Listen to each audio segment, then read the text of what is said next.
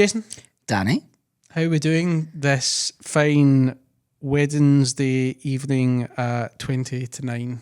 I love a late podcast. It's always good fun. It mixed it up a bit, to be fair. I mean, when we started this podcast, it had to be at night because we didn't have curtains, and the only time we could film was at night. So, originally when we started this, I thought we were just going to be in here every single night.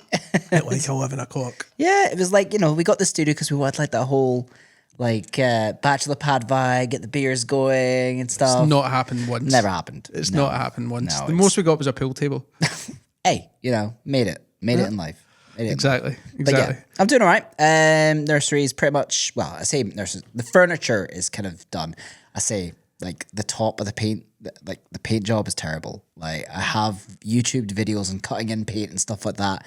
There's a smear there, so I will let my stepdad go in and just fix that.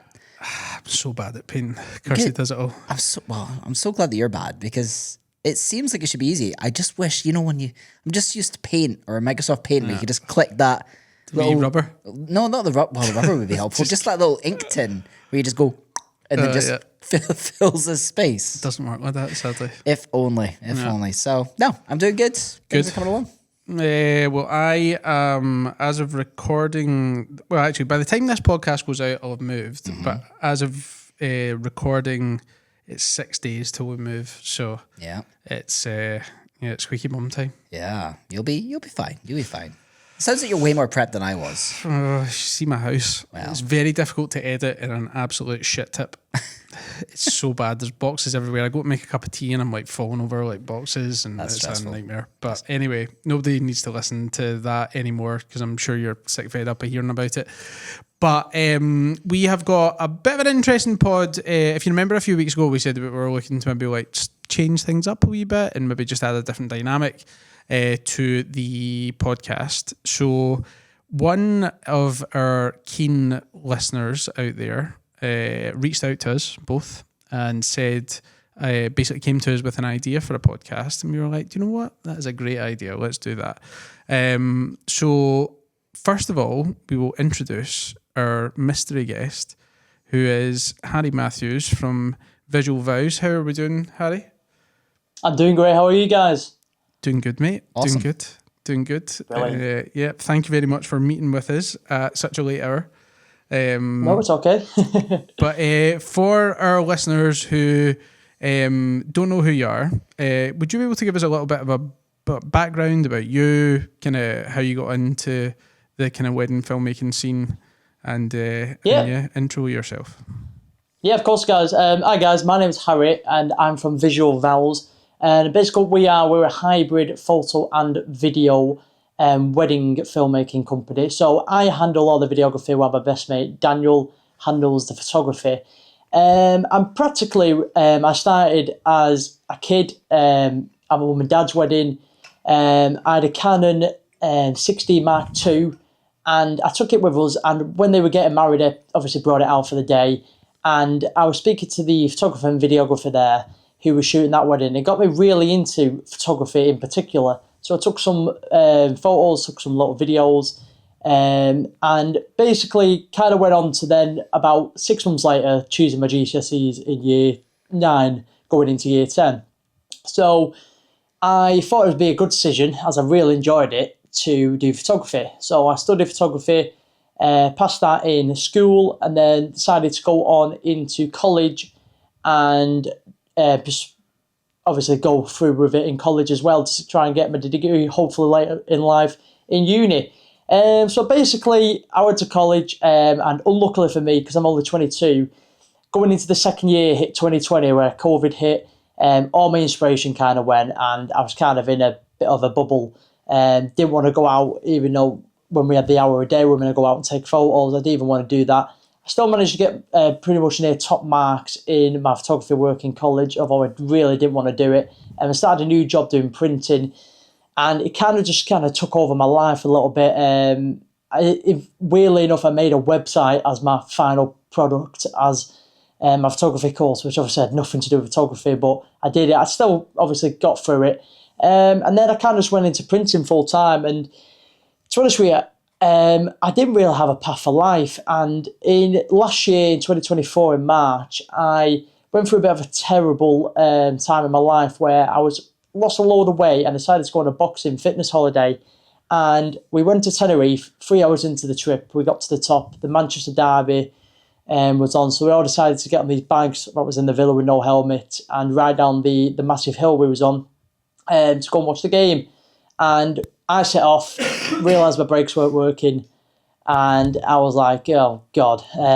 So not really much to remember after that, but then I suffered a bleed on the brain, a broken back, and then a broken finger. Was in Tenerife hospital for 2 weeks. Obviously, mum and dad flew out to come see me, take me home and stuff. And I had 6 months off work, and I was just kind of sat here in my room, which was this room until I did it up. It was kind of just a bit of a tip, and I was looking online, and I kind of come past some, like, obviously what I want to do in my future, because obviously after this terrible attack, I was just like, listen, I've got to kind of get my future lined out. I can't really, you know what I mean, I'm lucky to be alive. I need to find something I'm interested in, I want to do for the rest of my life, something that's almost not like a job. And I started doing a bit of research into wedding videography, weirdly enough. Obviously, I had no interest in photography.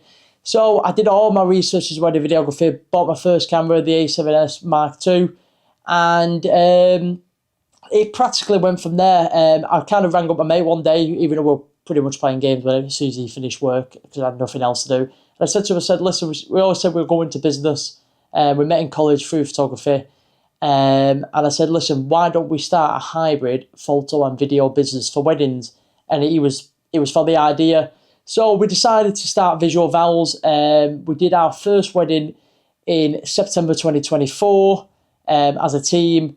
Went pretty well. And ever since then, I kind of come across, obviously, the wedding videography podcast. Great people like Rue Films, Russell Kent, kind of started speaking to these people, getting to know them. And ever since then, my knowledge has got further and further. And at the moment, we're just working on trying to build our brand. We've got 2 weddings booked for next year without even properly trying to push ourselves out there yet. So I have some wonderful questions to ask these guys. Obviously, they're very experienced, and I've been a huge inspiration in what the 67 odd episodes I've already watched of them. So I kind of just want to get some more questions in to help my business, and I thought, why not try and do it on a podcast, because it could help everyone else out there. Definitely. I mean, first of all, that is definitely not the normal story that you hear about getting into wedding filmmaking. Obviously, like that would have been a really, really difficult period for you with the accident and stuff like that. And obviously, like you said, lucky to be alive. And yeah, I think that's courageous, I guess, in terms of just kind of deciding to go, right, okay, I'm not going to just sit here and, play, like you said, I think play video games or whatever. You're going to, try and do something to try and get you onto, a path. And obviously you found kind of filmmaking at that point, which was previously a passion. So, kudos to you, in the first place for just kind of getting the get up and go from that as well, because that would have been a really, really tough situation. Yeah, I appreciate it. It weren't an easy time, but it's kind of one of them. It gives you've got to realise sometimes you're lucky to be alive, and it gives you a little bit of a thing to think, right, it's time to sort my life out, get into something I really enjoy. And luckily, wedding videography was just that path I've looked down and thought, that's a brilliant idea, why not try and master it. Yeah, and when you said you filmed your parents' wedding, did you film them or did you take photos at that? Because I knew you were into photography back then. Literally, a bit of both. So I did a load of photos, and I got a few little video clips as well. And the photographer and videographer, I can't remember their name, but they really helped me out. And they were kind of I was kind of following them around a kind of bit with my camera, and they were kind of oh, this is where we'll try and get a video clip, because they were mainly photographers, but they offered a little side package of doing videography as well. And obviously this is a good 7 years ago now, so obviously videography weren't huge then. Mm-hmm. Yeah. But luckily they kind of just said to me, take a little video here we're going to do some photos and stuff like that. Obviously, unluckily for me, we have used a little bit of the footage on our website just because it still looks quite good, but it was only 1080p, unluckily for me, obviously because it was only on a 16 Mark II.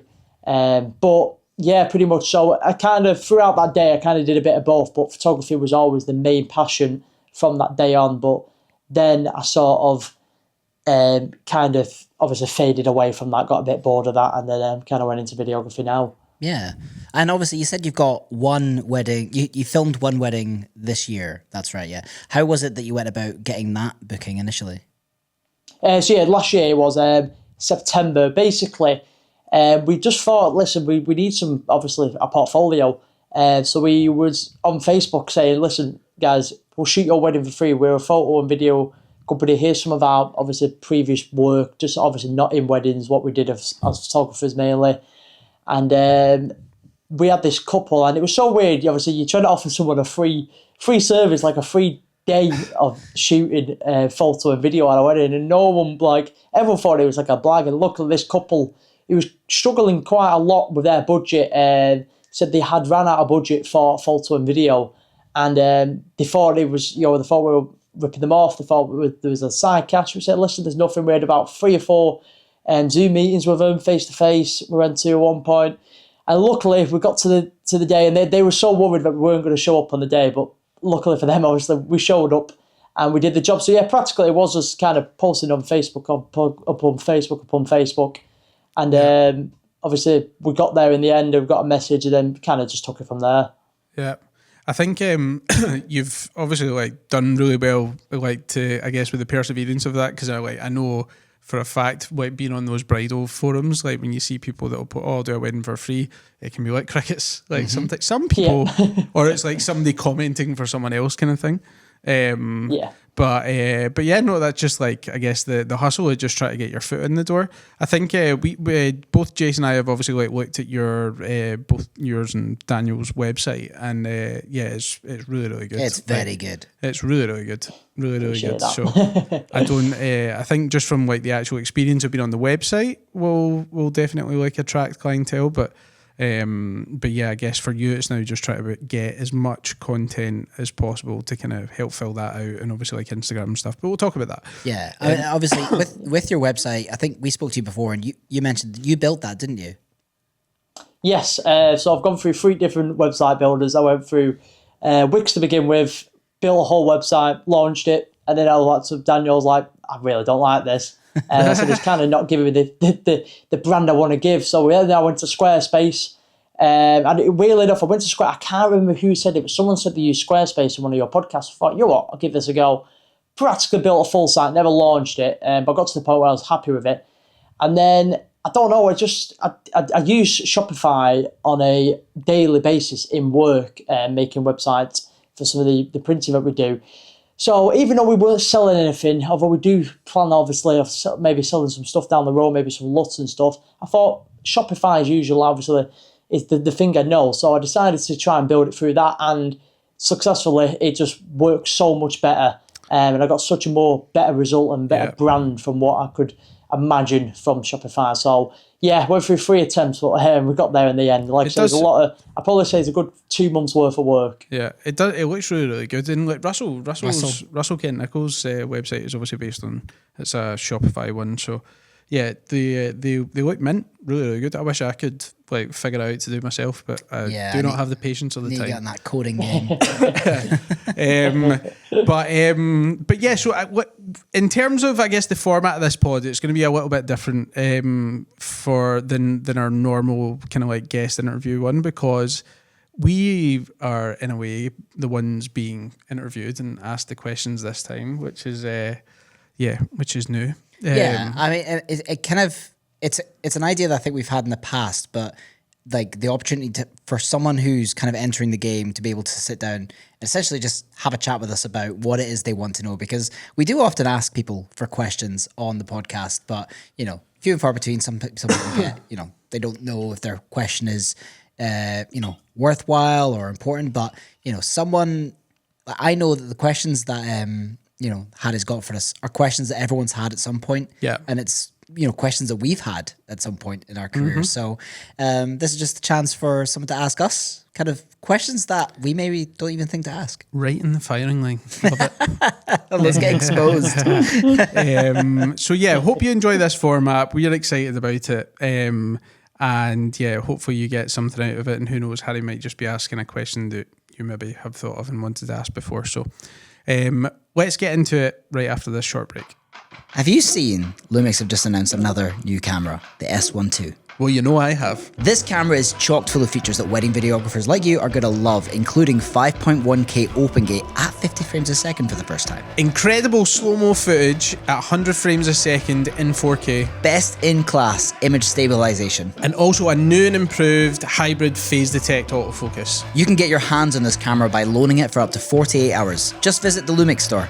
And if you do decide that this is the camera for you, remember to use code TWVP at the Lumix store for 10% off. That's right, 10% off this brand new camera that we believe is the perfect camera for wedding filmmakers. Right, let's get on with the questions then, Harry.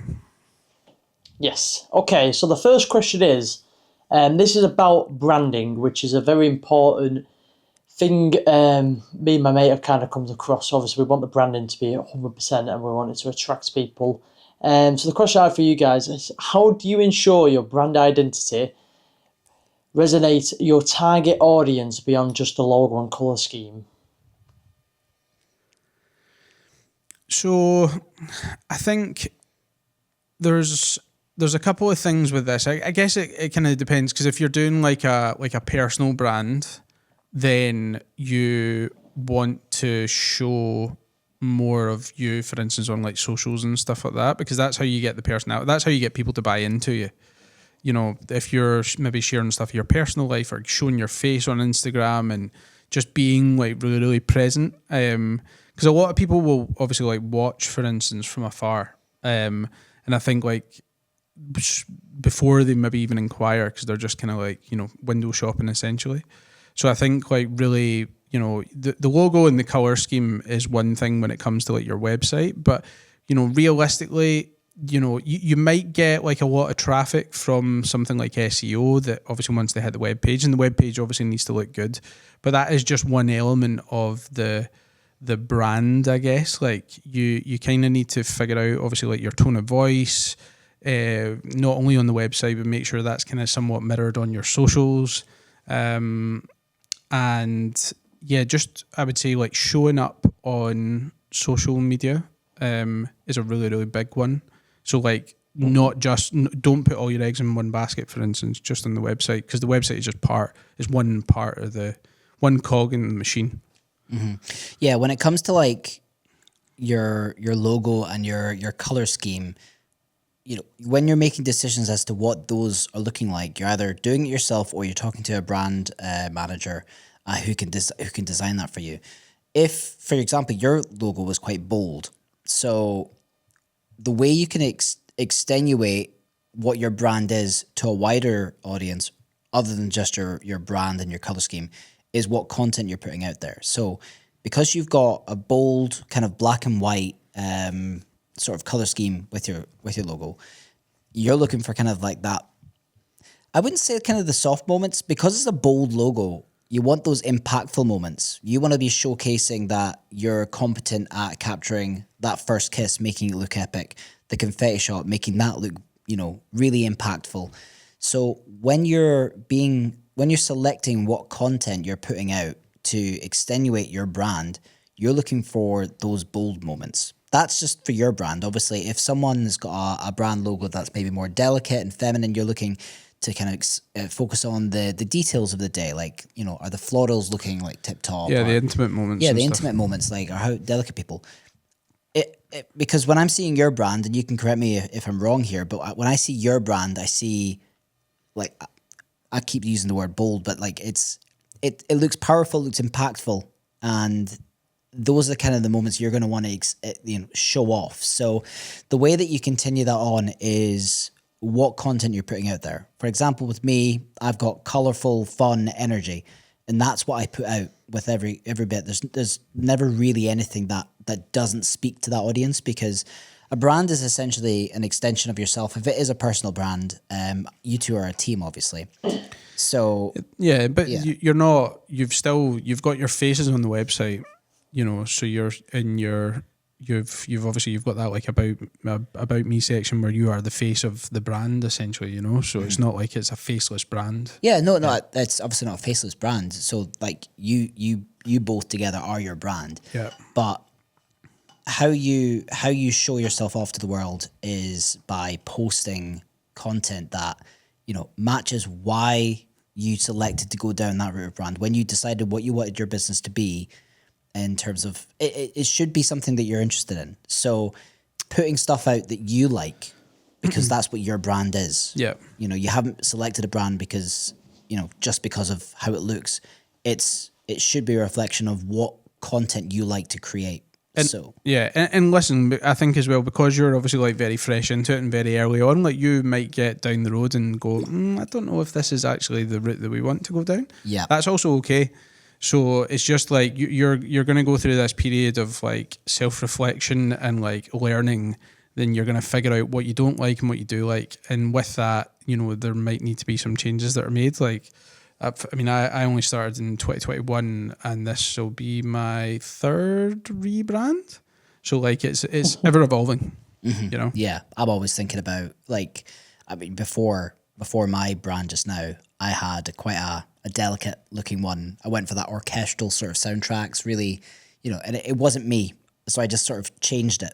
Can't even imagine that. I know, right? But that's what I thought was kind of, that's what I thought wedding videography was. But you found yourself. I found myself because I shot weddings that I was like, this wasn't for me. And I didn't really feel like I enjoyed the edit as much. So the brand evolved as my interests changed. And when you find yourself shooting something or like delivering something that's more you, it becomes a lot more easier. Yeah. And then going back to obviously like the social media thing, just almost in a way like curate what you put on there to some extent in terms of maybe like speaking to the camera and stuff. Like just make sure, you know, when I'm talking about that, maybe just like not like don't put up, for instance, like a story and you're like in you're a messy room with like crap everywhere or whatever. Like, you know, if you're the way that the website looks kind of wants to be somewhat cohesive with the you know, the social presence, you know. You two are very, very different types of brand of what you try and sell. But how does your branding kind of, in terms of like the logo, so if you could both take your logos and kind of tell us kind of how that's kind of, you know, go into the ideal audience that you guys want to get to. I mean, like I hate my logo, my current logo, but like I don't put too much emphasis on like the logo as such. Like it's not, I think when you're first starting out, like the logo is really, really important. Like for me, it was like so important, and now it's kind of like less so. Like I don't really have the logo on anything. Like I've got business cards, I never really dish them out. It's on the website, but it's only on a small part of the website. Like I'm more interested, or, you know, I think clients are more interested in seeing what do you do and how do you do it, you know, rather than maybe like a flashy logo. Like that's not to say like, you know, if you've got a kick-ass logo and it's like looks ace, then, you know, amazing. My logo at the moment, not so much. And that's purely like, I was happy with it at the time, but I have evolved as a filmmaker since I had that last rebrand done. And I now don't feel that the logo kind of suits, because it's like on mine, it's like, I think it's like Visual Films Timeless Wedding Films or something like that. I probably wouldn't describe my wedding films as like timeless in the sense of like for instance, the music that I use and stuff like that is probably more kind of like, what's the word? Contemporary, I would probably say. More kind of like modern, kind of like wedding films. So I don't put too much weight behind it. Obviously, like, that's not to say that there's definitely some, in my opinion, some logos that don't look as great because they can look quite similar to other ones that are out there. For instance, you know, it's like the camera or whatever. Mm-hmm. I'm not personally not a big fan of those. But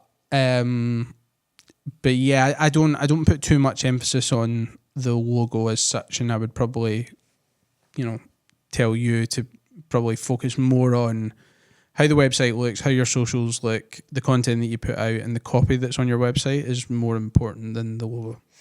Yeah, the logo is obviously an asset that you can own, but what I think makes a powerful brand is I want to watch a wedding film and know who made that film before I even see a logo, if that makes sense. Like, I can watch a film by Fire and Ice, for example, and obviously they've got a great logo and they use it really well. But I can tell their logo is good and they use, they've got movement to it and everything. I can tell a Fire and Ice film when I see their work because their branding is so good. I'm not sure if we're the right people to speak about, the kind of, what the logo does, because both of us got our logos designed by a branding expert. We obviously told them what we wanted and they delivered. When I asked the branding team to work on my logo, I wanted something that kind of screamed anti-wedding. I didn't want it to look like a wedding videography logo. I wanted something that screamed nostalgia, something that something that kind of was interested in me. I was into video games. I was into kind of like neon signs and things. So I wanted something that kind of reflected that. I know that not many people are booking me because of my logo alone. It obviously is a pillar of my website and it does appear in every one of my films, but it usually only appears at the end of the film just as a kind of staple to go, that was the company that made it. Do you agree with that though? Like, it seems to hold more importance at the start of the journey. Because I know I was caught up massively about the logo. And that's not to say obviously like a knockoff, because I was really happy with the logo at the time. It's just obviously things evolve. Well, but I think your brand evolves from a beginning. You need a website, you need a brand sort of identity, and the logo obviously is the start of that. That's where you build out from. Yeah. Obviously, it's like the seed. It needs to kind of match the vibe of the films you're making. I believe, definitely. Yeah. If you've got, like for example, if I had your logo, which was quite contemporary, just a simple name, it wouldn't actually like match my brand. No. So I've got something that's a bit more, edgy. Essentially. Out there and different. So I think, I think a lot of people can hold themselves up on a logo and color schemes and stuff like that because they maybe don't have the kind of the skills to understand how that would tie into a brand. I would recommend speaking to someone who could do branding. Obviously that's not everyone's decision, but at the beginning you want something that does the job for you, which is what we were saying before, but molding into what it is that you like to do. So having something simple at the beginning that, doesn't necessarily kind of sway one way or another, where you're at just now, which is quite bold and simple, that's a good platform to go in either direction. Because it doesn't speak to one audience or another. Yeah, and trust is that logo will probably change in 9 months' time. Yeah, of course. So obviously going away from logos, obviously the thing that me and Daniel have decided, obviously the first couple of websites we built, we did a lot of ChatGPT, obviously because it's kind of within our timing now to use it. And I kind of did a bit more research into obviously the literature and how you should approach clients on your website. Do you guys think that obviously manually typing everything out on your website is so much more important than having a robot type it? I mean, we talked about this in a previous podcast with John Carpenter, who is a copywriter who's done the copy for all of my websites and will do until he retires. But yeah, the ChatGPT basically it just scours the internet and kind of takes bits from everything and kind of mashes it up into one. So it's like I think Google apparently can kind of tell when the copy on a website has been written by ChatGPT, and then will rank it lower. You're always better with human written unique copy. Yeah, but I would say that ChatGPT is a great tool to help you inspire you, because I think you can give it a core kind of brief of what it is you want to deliver. And it can give you, like, ChatGPT has given me ideas of how to reword things, and I can see that and go, right, this is the structure I want to go, but I'm going to change it in my own way. When you write everything yourself, especially if you're not, like, I'm not a competent writer. I think when I write a passage, I can tell that it maybe it doesn't sound or doesn't read well.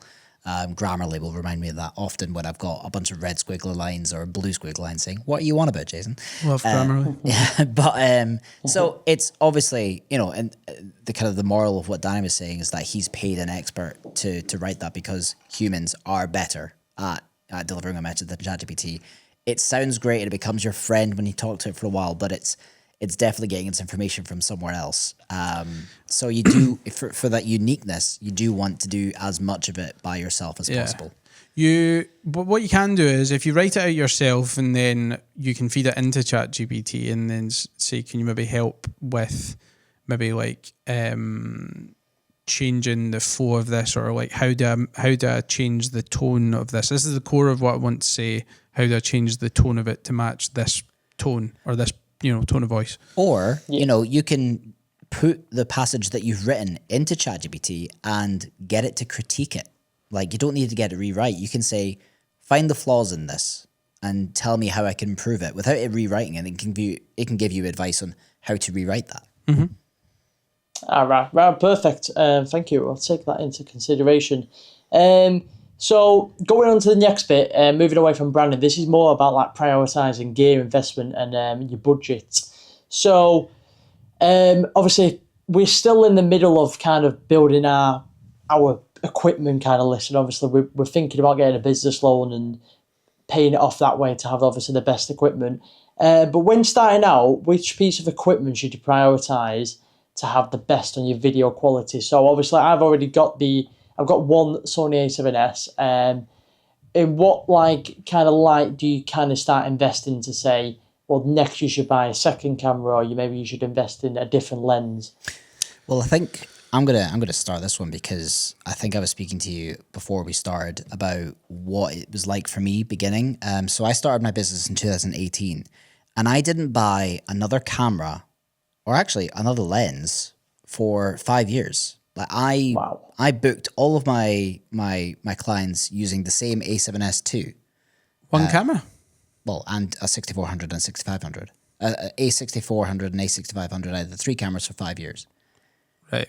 Because I prioritized branding and education over equipment. I was still getting the bookings. Like I was, people were finding me because the content was good. It wasn't necessarily the best quality, and those cameras gave me a hell of a ride after a while because they were 30-minute recording limits here and there and whatnot, and overheating issues. It was a stress, but the emphasis that I made on other aspects of the business, I was still getting booked even though I didn't have the best quality equipment, because my films were of a standard where they told better stories. They maybe didn't look as visually compelling as someone with the highest spec, but I knew how to edit a story better. So I am really keen on the emphasis that you don't necessarily need the best equipment. And a lot of people can get themselves in financial trouble by trying to get the best equipment. No one's going to book you specifically because you have the best equipment. It's how you deliver what you've got. You can use a phone if you can tell a good story. Mm-hmm. But in answer to your question here, so is it just the one camera that you've got at the moment? At the moment, yeah. I mean, obviously, this kind of leads into a second question as well, in terms of, for the first video we did last September, I think it was mainly Daniel kind of got away with just using his Canon camera. And obviously for videography, it's a bit different because obviously the different angles that you need and stuff. So I actually rented a second, I think I got a Sony 7.4 maybe. I can't remember which exact camera, but I rented an extra camera and a zoom lens. So I've got the Sony A7S, I've got the 16 to 35 Sigma and the 24 to 70 Sigma, and I rented a Sony 70 to 200 millimeter lens as well. So obviously kind of going into that point as well, is it good to rent equipment to try and get them extra angles and stuff like that when you're on a budget? I mean, yeah, definitely. I mean, if you can't afford a second camera, then absolutely. What I would say on the other end of that is, though, I would say it's probably your priority to try and get another camera as soon as possible. Yeah. So that you don't have that constant, renting bill expense that eats up your money that you'd be saving up for another camera. Yeah, because are you still full time just now, like with your full time job? Yeah, still full time. I mean, we've got 2 weddings booked next year, but obviously we were going to start trying to push our content within like the next month. And obviously this is why this is perfect. This is good timing. But obviously it's going to probably be, we've kind of set a 3-year project to go into this full time. Yeah. So I would say, like, for the videographer, you're going to want a B and a C cam as well. If you've only got one camera just now, renting is great because it's obviously a lower cost, but, you know, at what expense? You know, like if you do it 5 times, then you could have, you know, for the cost of, I don't know what it would cost to rent equipment, but a camera and a lens times 2 each time, I'm imagining it's not south of 300. It's probably closer to 500. I'm not sure with the renting game. Enter the Lumix loan scheme. Enter the Lumix loan scheme, which is free for 48 hours. But, you know, so the sooner you can get yourself a camera, even if that is like a second-hand camera. Well, yeah, there's nothing wrong with second-hand cameras, you know, as long as obviously it's all operational and stuff. Yeah, because I mean, if you're on Sony, for example, like you can pick up an FX30 for about $1,000 these days. So they're not, and they're perfect, reliable B and C cameras if you are shooting on Sony. Also, you know, the other brands have great B and C cameras, like the S5 Mark II for Lumix as well, which is a phenomenal B and C camera. So very cost effective. Very cost especially effective. second hand as well. And you know, in terms of, so you want to get a B and C camera and then your lenses. So for that, you're going to want something like, my kind of option for B and C is I'll have a 70-200 and I've also got a 24-105. That's 2 solid lenses. Like, it's not the f2 70-200, it's the f4, because I don't think you really need the f2. It does help, but it's considerably cheaper and you get the good quality. Yeah. So you don't necessarily need the top of the range one there. So I would invest in, you know, for in your circumstance, get yourself a decent B and C cam, and then the lenses that are going to give you a bit of option. Want something wide and something close. That would be my sort of take. So, you know, that 70-200 is going to be great for speaker cams, for back of the room when you want to get the top of the aisle, and obviously a wide is just a great safety. Yeah, I mean, again, like my opinion on it would be, it was starting out, you don't even need the 3 cams, to be honest. You can get away with 2. So, you know, I would just, my current setup at the moment is I use a 35 and a 50. Yeah. I mean, that's the thing. I was talking about zoom lenses. You could go down the primary. Like, what is your main lens that you're using right now? So at the moment I'm using the 24-70 now. Obviously I've done a bit of research into prime lenses now, and obviously a lot of people use very different. People use 35s, people use 50s, 55s, etc. So I need to do a bit more research into it. But yeah, at the moment I've only got a zoom, which I know that. That's good though. You've got versatility. So yeah. Yeah, 24-70 is a solid lens because it covers pretty much everything that you would need. You know, to get, like, that's how I've shot for years on the 24-70. Yeah, I'd even just look at get another body, and then you could even pick up like an 85 prime. Yeah, and it gives you something just a little bit tighter, which is helpful for light speeches. Mm-hmm. All right, perfect. Cool. So moving away from equipment, because I think that pretty much covered all my questions I had on that. So the business growth and balancing creativity, etc. Like, obviously, we explained how we got our first wedding, obviously having to do 3. The other 2 weddings we got booked for next year, we practically went into Facebook groups and plastered the wedding we did on there all over. We managed to obviously get 2 weddings from it. It was dead weird. As soon as we started putting it out there, we got 2 weddings instantly, and then it kind of died off after we tried to do it for another couple of weeks. But in your guys' opinion, what is the best way to step in the door in terms of where you put your work out and try and get the clients early on in the industry? Because we personally had an investment into Bark, and obviously where you buy credit and then buy leads, and we tried it, and it really, I think we did the thing where you buy 100 credit, and then if you don't get a job from it, you get another 100 credits. So we tried it and got another 100 credits, and so pretty much out of 200 credits, we didn't get 1 job from it. Mm-hmm. And what we did find most of the time is 85% of the people you try and message or email, and even a couple we try to call just ignore you. They don't try to get back to you. I mean, realistically, in my opinion, there might be some that use it because they don't know where else to look. Couples are not on Bark. That's Bark. I think, and I have very limited knowledge of it, but it's more for kind of like corporate kind of like stuff. I think for like corporate jobs, and I think they just have a section on there for like weddings. Yeah. You know, I think the route that you've went down with going onto the Facebook groups is really good because, you know, a lot of the time in those groups will be people that maybe like don't have the budget or they're completely stretched and they're maybe looking for a bit of a deal, which is ideal for when you're first starting out.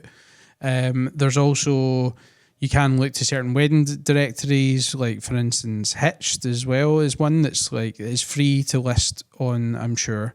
But you don't get videography. You don't get your videos posted if you're free. Okay, so there is that, but it's a lot cheaper, probably a lot cheaper than what Bark was. I think I only pay like £30 a month for it, and yeah, I think certainly when you're first starting out, when your price is like a little bit lower, it can you can get a decent amount of work from it. I think in my first year I got something like about 20 odd grand of work from it, which was really, really good. So yeah, I think like Jason and I talked about this before the pod, like what would we do, and like that really that's what I would do. I would go onto the Facebook groups, get some content, take that wedding and dice it up. So I would cut, you know, certain moments from that wedding. I would then turn into little short reels, tag the photographer, try and leverage that photographer relationship as well if you got on, to, you know, hopefully maybe get some referrals from them as well and try and get the flywheel going. A year and a half ago, I was engaged, and obviously when you changed your status on Facebook to engaged, you start getting a bunch of advertisements that's sort of targeted towards you. And one of those advertisements that came up was Bark, and the big bold writing on it said wedding videographers from $395. It was £395. And I know that I'm not the only person that's seeing that. Anyone who goes on there is going to expect a videographer from $395. Now, the way that wedding videographers see it is that when they Google wedding videographer, they'll see Bark come up as one of the top things along with Hitched as well, or, you know, and the people who are kind of top in Google. So we see it as like, oh, well, that's top results. So maybe it'd be a good place to put there. But if everyone is seeing the advert for Bark, wedding videographers for $395, there's an expectation there.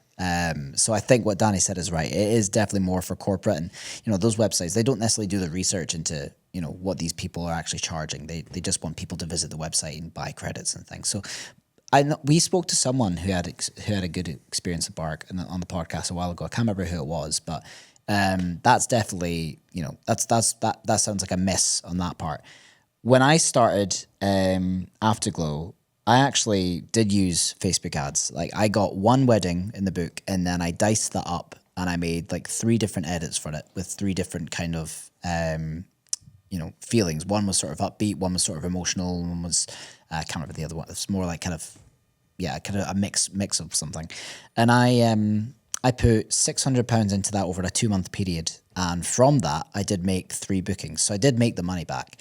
Now that was like 5 years ago, and it's changed massively since then. A lot more people are advertising on it.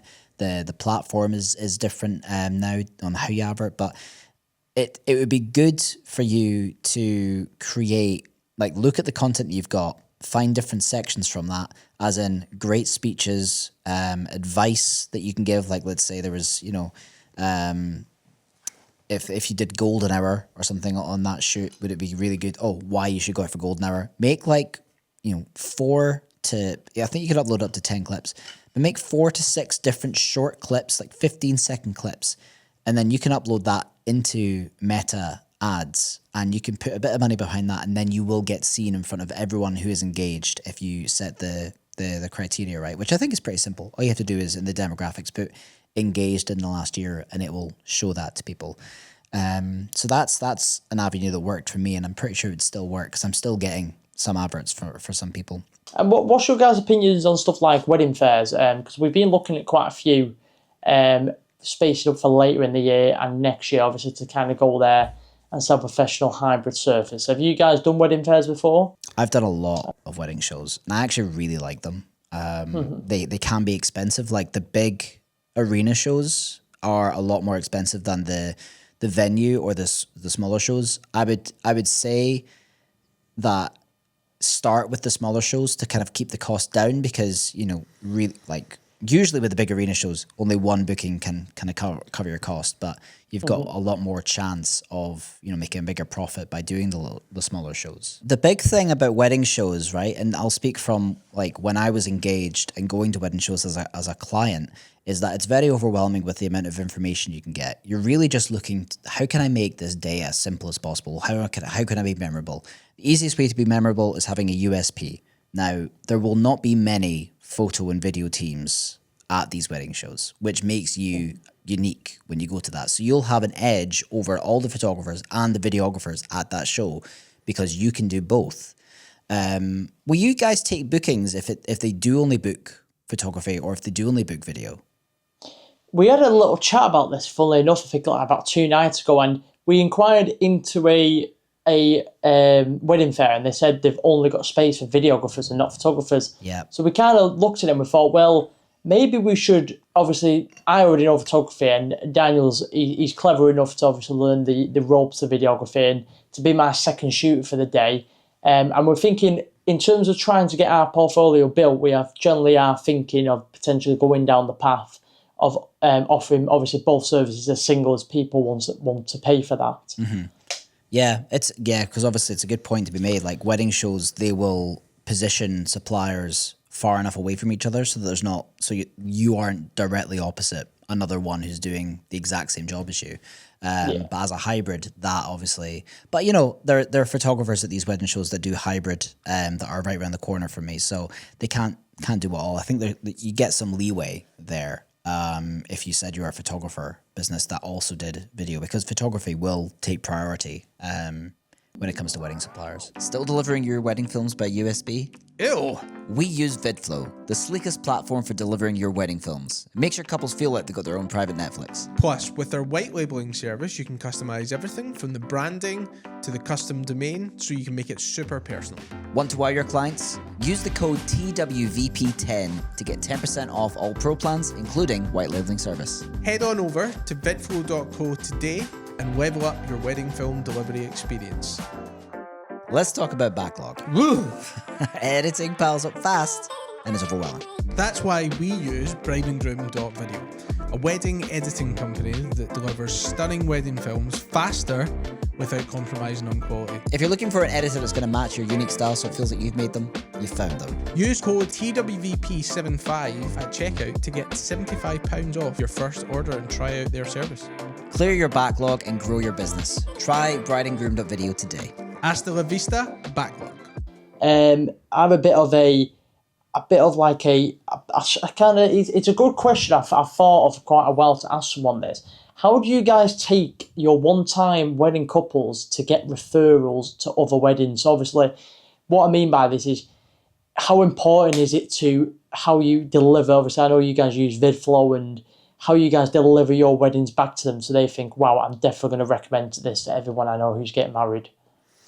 Yeah, it's the end to end experience that you just need to make sure is like first class, so that that there's no pain points at any point during from first inquiry to when you send them the VidFlow gallery. Shout out to our sponsors of the podcast, VidFlow, because the galleries that you can send out really do wow clients. And it's just another piece of just kind of like lifting the whole experience for your couples. But yeah, it's like the full end to end of like when they first inquire, how is that process? Is it nice and seamless? No pain points? How you are on the day?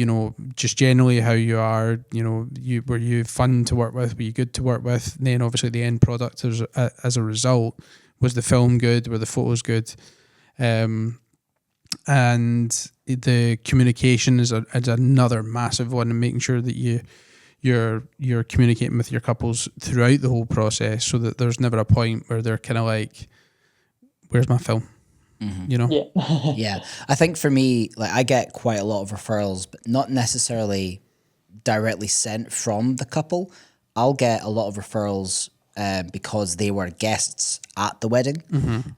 So they've seen me work, they've seen me interact with people, they've seen the kind of the energy that matches the brand on the day. So like they can see my brand online, but they've had firsthand experience at seeing how I actually work in the day. Whenever you're at a wedding, you're on interview, essentially, because there's potentially like 3 or 4 engaged couples there who haven't even started planning. They're going to that wedding planning and looking around for inspiration. And if they see a supplier there that they like, then they're absolutely going to get in contact. So that's something to remember as well. It's not necessarily going to become from like them having a conversation with their friend and saying, oh yeah, have this person because they're great. Most of the time, a lot of people do research by themselves because they don't want to have the same wedding as someone else. So just make sure on the day that you are being, kind, courteous, you're dressed smart or dressed to your brand. And, people will notice you. It's amazing amount of times that we're at a wedding and then people will come up to us during the day saying, you guys were great. And then we're like, were we? Like, what were we doing? So just be very aware that on the day people are watching you. So take opportunities during big, massive group shots to engage with the crowd if you can. Obviously, if you are photo video, you guys are in charge of the day. So just make sure that everyone's having a good time, and that's honestly the best way that you can keep work coming in from being at weddings. Well, going on to my next question is, how can you share an experience? Can you share an experience where you've had a bit of negative feedback and critical feedback on one of your films, and how you've used that to improve your business? I can share something kind of recently. So I had a client that wanted a specific editing style. It's actually a teaser that I did really recently. I remember on the call when we were chatting, we discussed their love for Edgar Wright, who directed Shaun of the Dead, Hot Fuzz, At World's End, that kind of style of film. And we had this big chat at the call, and I do occasionally take notes on calls, but sometimes I'm just engaged with the conversation, so it's quite difficult to do that. Now, obviously, that was a year or so ago, and then it came up to the wedding. I gave them their wedding questionnaire, but there was no mention of like Edgar Wright or anything like that on there. So I filmed their wedding, and then I delivered this wedding film that was, what I usually do when there's not necessarily a brief, where, I just kind of feel the day and give them what I felt the vibe of the day was. And their vibe of the day was quite a chill festival vibe. So I got this nice chilled kind of funky song, and put a bit of slow-mo footage in there and stuff. Essentially, I delivered a teaser that was completely the opposite of what one of these Edgar Wright films would look like. And they said, look, we love the film, but on our call, we really were hoping for more of an Edgar Wright type vibe. And I was like, I remember this now. The very next day, I re-edited it and I delivered exactly what they wanted. It was a really good teaser. Yeah, it's really good. But they've shared that teaser on their stories for the last 3 weeks at least 6 times. Really? Yeah, they are absolutely over the moon with it, and they couldn't believe that I turned one edit into another. Now, I learned this mistake before this happened, but this is the exact reason why I did this now. So on my calls, I asked the couple if they're comfortable with me recording this call. What I'm going to do from that is I'm going to take the transcription from that call and put that into ChatGPT to summarize. I'm going to take the notes from that and put it into because I use Studio Ninja, which is actually something we should talk about, because this might be a mistake if he's not using a CRM. But I'll put that into my notes on Studio Ninja so that I have got a complete list of everything we discussed on that call. I didn't have to write notes down during the call. It's a really good time to record that, because you're going to get their thoughts of why they're getting in touch with you in the first place. Yeah, I don't know if Zoom's got it, but Google Meets has got the Gemini, so it basically transcribes the whole call for you, so you can just you just need to make sure that you've not got any kind of like personal information that's in there put into ChatGPT just for GDPR, but yeah. Another thing, I'm not sure, do you use a CRM just now? Do you know what that is? Yeah, we've just signed up to Weedola by Russell Kent. Right, It's just using that, and you know what? I've got to be on it. It's really good. Like, we've got our weddings coming up on there. We've tried to put as much notes as we can on there. I think the contact form stuff's really good. So that's the one we've chosen to do right now. Obviously, Great. It's kind of the first one I heard about. Looks great, to be honest. If I was just starting out, if I wasn't so far down the road, then I would definitely look at it, because it looks really clean, and obviously it's made by Russell, so it's going to be great. Yeah, I think it's great. I think the point was that I think anyone who doesn't have a CRM, there's plenty of people who still use notes and stuff for that, but for us, back when COVID was happening, there was a lot of cancellations, a lot of dates moving around, and it was very easy to double book yourself. Having a suitable or a really good CRM is great in keeping your dates organized, your notes organized, your contracts, your invoices. It's just good to have that. And I think, we learned from the mistakes of COVID that we really needed a system in place. We did have a full podcast on that back in the day. Back in old season 1. But yeah, so that would be another time where we made a mistake and we learned from it. So just, it helps with organization. But yeah, hopefully those two are good examples for you. Yeah, brilliant. So going on to like wedding seasons, obviously I know they can be intense, especially with you two coming up to summer. Obviously you've had a kid, you both moving house, you know what I mean? Obviously they can be even more intense than what they need to be. But how do you manage your work-life balance to obviously prevent a burnout? So do you guys kind of, like, obviously this is two different aspects. So obviously me and my mate are both still full-time in work. So even if we got offered a load of weddings, we've got to be careful of what we pick and obviously how we can not burn out. And obviously from your guys' experience, what kind of strategies and how do you kind of balance yourself to know, like, so say for example, obviously there's people out there who do 3 weddings a week and people that do 2, there's people that probably do 1 every 2 weeks. How do you guys kind of balance that out so you don't prevent a burnout? Mate, I wish I could say that the ability to resist accepting a job gets easier. Just say no. Is the simple answer. See if it puts you, like, especially when you're first starting out, like, it depends, but like 3, 4 in a row or whatever, it's too much. Jason paid the price for taking on 4 in a row. Yeah, about yeah. Will you do that again?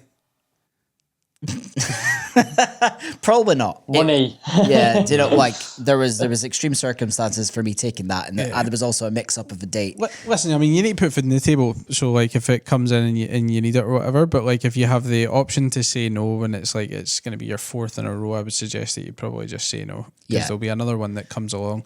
I think it's quite easy to get burnt out just because there's so much to do. And if I remember, like, so in my first year, I think I shot like 45 weddings and I was still working full time at the time, and I wouldn't recommend that to anybody. So do not take my example and try and do that, because it was grim.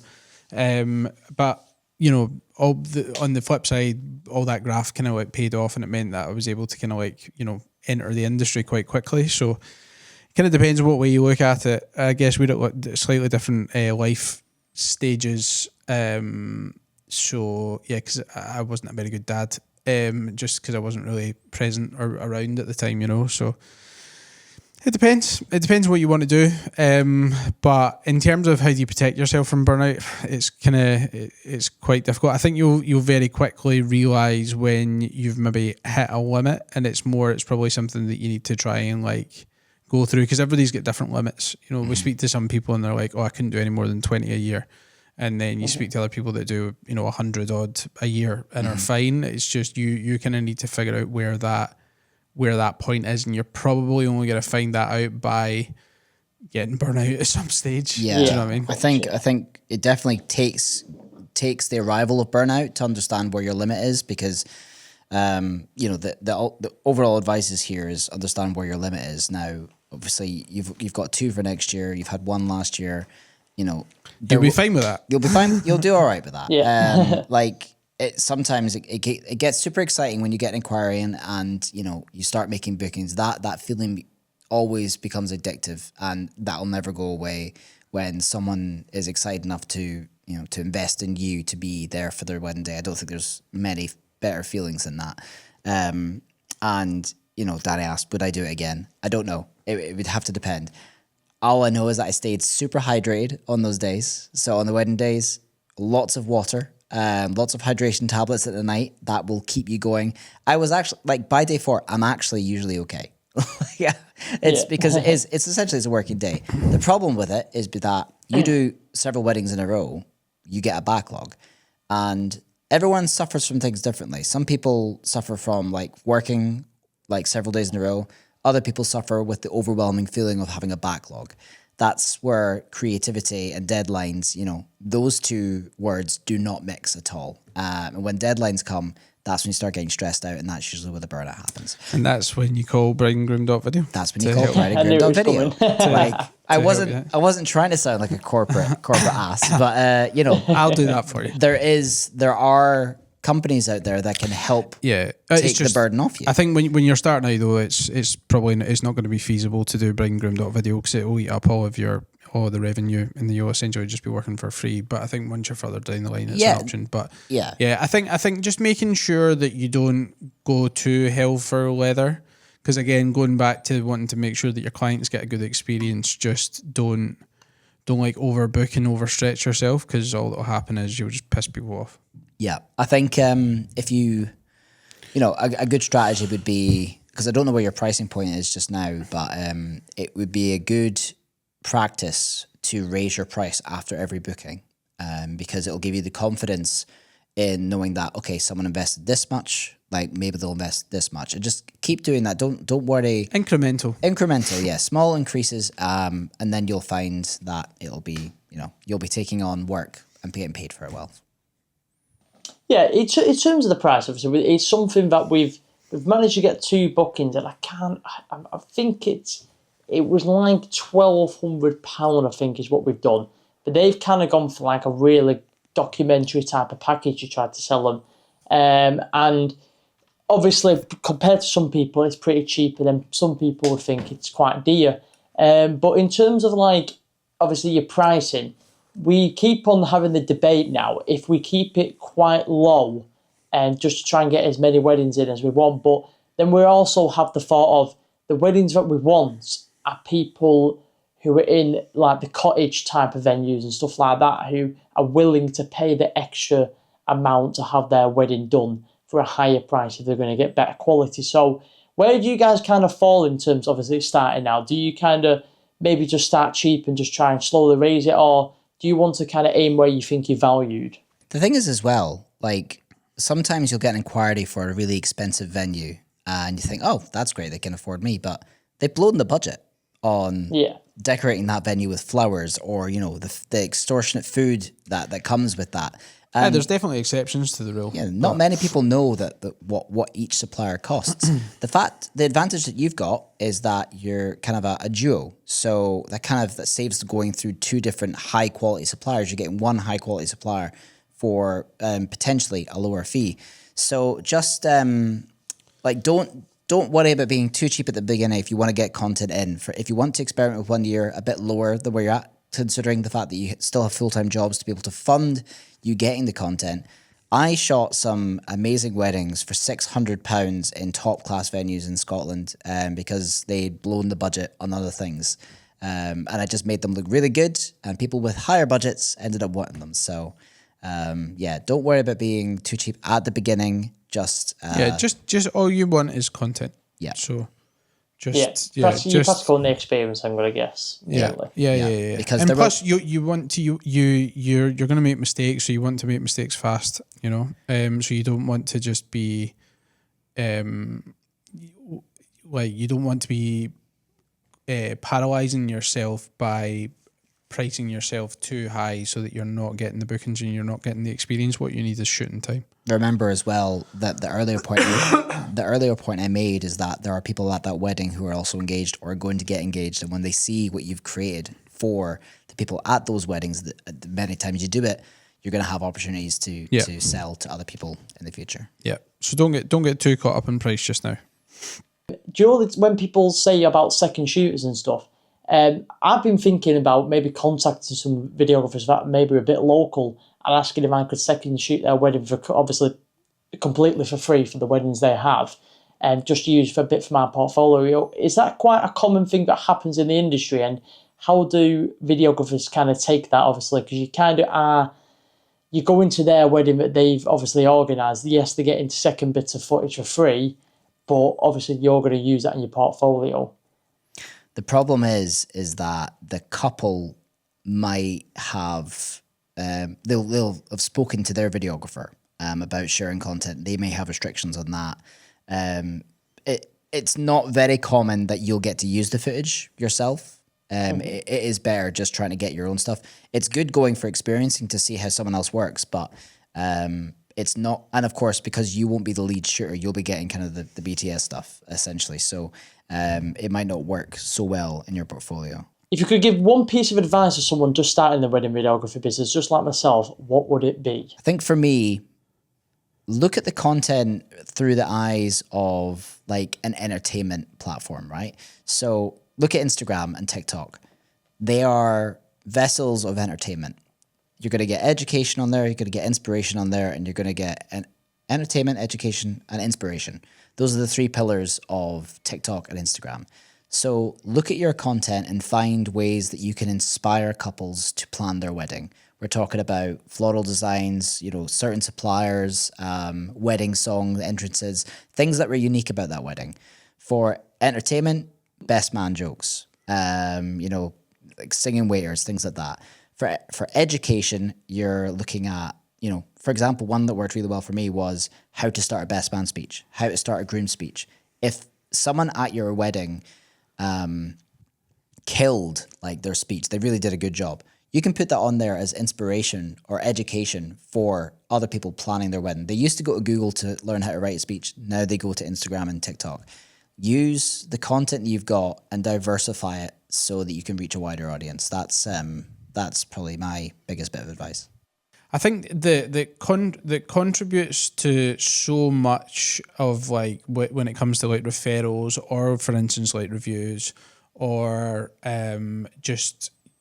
essentially just to get the flywheel going is just be as super personable as you possibly can be, so that you're like dead easy to work with, you're fun, there is no hassle, especially early on.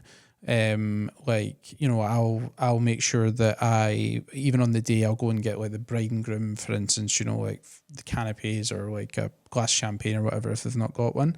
Almost like just insert yourself into the wedding day, so you almost that you're like one of the wedding party essentially. And then what that does is it just you totally win the couple over, which then contributes to everything else. When it comes to like referrals or with them leaving your review or anything like that, I would say is probably your best bet. You just want to be super, super likable, and also deliver a good product at the same time. Also, back up your mics. Yeah. Back up everything. All right, perfect. Thank you very much, guys, for having me on. Obviously, there's a lot of big points I've got from this. It's definitely going to help me kind of promote my brand, obviously, and try and grow into the industry. Yeah, no, I'm excited to see what you do with it, mate. And again, thanks for reaching out and all the kind words on the podcast as well. I'm glad that you're actually getting something from it. But yeah, hope that you guys listening got something from that as well. If you've got any questions or anything like that, you want to shoot Jason and I a DM, feel free. We're always here. If you've got any other ideas for like podcasts or whatever. Yeah, if there was something that wasn't asked in this and you want to come on and ask it, then we could, because it was quite different getting questions thrown at us. You guys are answering them. Yeah. But yeah, no, thanks very much, Harry, for coming on. And look, obviously, go and check out Visual Vows, the website as well, because it's absolutely class. Well, that has been That Wedding Videographer podcast. I've been Danny. I've been Jace. I've been Harry. Didn't even need to. You can't even see us from that wedge. He knows the score. He knows the score. See you later, guys. See you next week.